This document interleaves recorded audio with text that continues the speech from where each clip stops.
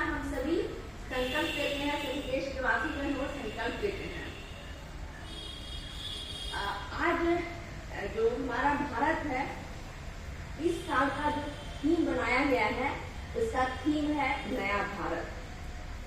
नया भारत कैसा हो, इसकी परिकल्पना आज हर युवा को करना है कि हम जब स्वर्ण जयंती मनाएंगे 2047 में, हमारा देश कैसा होना चाहिए। ये जिम्मेदारी आज सभी वो नवयुवकों पे है, चाहे वो हमारी छात्राएं हों, चाहे हमारे नवयुवक शिक्षक हों। यहाँ छात्र तो है ही नहीं, इसलिए हम जो भी बात करेंगे, जो भी संबोधन करेंगे, वो छात्राओं से ही संबंधित होगा। तो हम लोग सभी को जानते हैं कि नया भारत की जो परिकल्पना है वो ये बताता है कि हमारा देश का जो औद्योगिक जो व्यवसाय हो या औद्योगिकरण जो हो, वो किसी के गिरफ्त में न हो।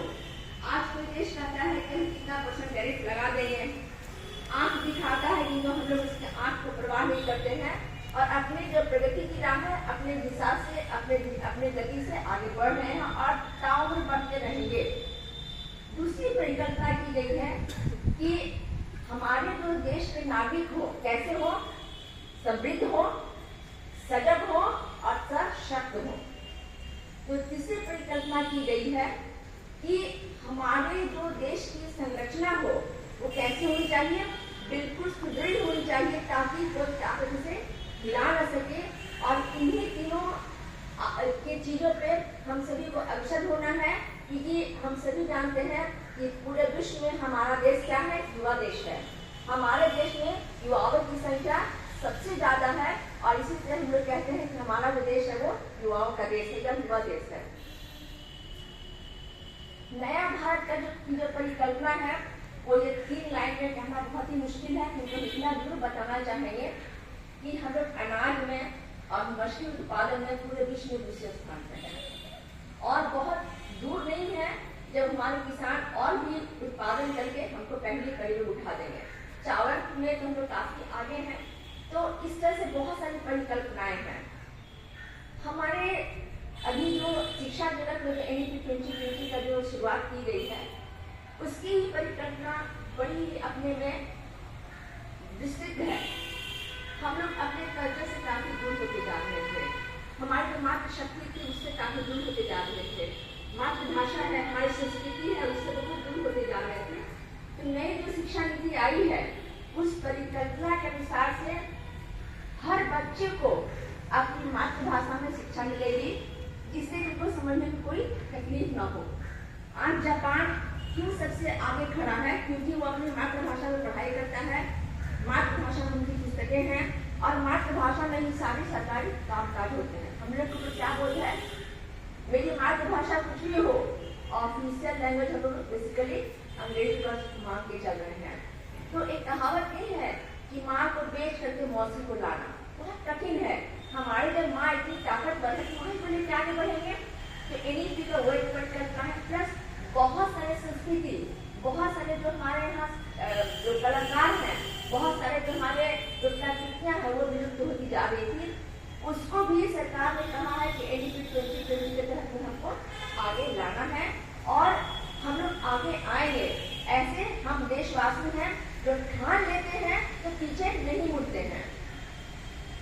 और हमारे जो राज्य में टोटल 31 महिला महाविद्यालय हैं। एक महिला महाविद्यालय हम लोगों का भी है। राज्य सरकार ने 25 जून को एक मीटिंग की थी और जो मीटिंग की समीक्षा की जो मिनट्स थे उसमें हम बहुत गर्व से बता रहे हैं कि हमारा महाविद्यालय भी उसमें आया था और हमारे महाविद्यालय को ये आवंटित किया गया है 25 एकड़ जमीन और उस जमीन पे हमारा दूसरा कैंपस होगा, ताकि जो हमारी जो बच्चियाँ ये 3.47 एकड़ में जो अपना पढ़ाई लिखाई कर रही है, आगे नहीं बढ़ पा रही हैं, तो हम अपने सरकार को इसके लिए तहे दिल से आप सबों की तरफ से हम धन्यवाद देना चाहते हैं कि हम महिलाओं के लिए, हमारी बच्चियों के लिए सरकार ने इतना सोचा है और हो सकता है कि आने वाले दिन में आपके महाविद्यालय को और भी ऊंचा स्थान मिल सके।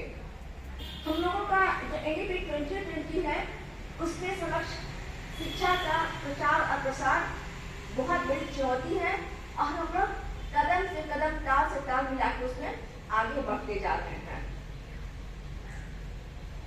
ये देश इस साल जो काम किया है वो पूरा जग उससे थर्राया हुआ है। ऑपरेशन सिंदूर, हम गलत तो नहीं है। ऑपरेशन सिंदूर एक ऐसा ऑपरेशन हुआ जो पूरी दुनिया हमारे ताकत को पहचानी है और उसी के तहत में आज हमारे प्रधानमंत्री 12वीं बार लाल किला पे झंडा को फहराएंगे और उस समय वो ऑपरेशन सिंदूर की चर्चा करते हुए 21 तोपों का सैल्यूट देंगे उस ऑपरेशन के लिए और अग्निवीर के 11 जो कलाकार हैं या अग्निवीर से सिलेक्टेड जो हुए हैं वो राष्ट्रगान में उनको सम्मिलित किया जाएगा। तो हमारा जो देश है, हमारी जो सरकार है वो हर पहलू पर नजर रखी हुई है कि अगर हमने अग्निवीर को लाया है तो उनको हम लोग प्रोत्साहित करें। अगर हमने ऑपरेशन सिंदूर को पाया है या अचीव किया है उसकी सफलता को, इसके पीछे जल, थल और वायु सेना का उसमें 100% हाथ है, तो उनकी भी पहचान के उन्होंने ऐसी झांकी बनाई है, लोगो बनाया है। तो ये सरकार की जो दूरदृष्टि है ये हम लोगों में भी होनी चाहिए। सरकार हम ही लोग हैं, हम लोग सरकार को आगे लेकर के जाते हैं, तो हमें वो दूरदर्शिता होनी चाहिए और हमें वो लगन होनी चाहिए कि अपने देश के प्रति हम समर्पित अपने आप को करें।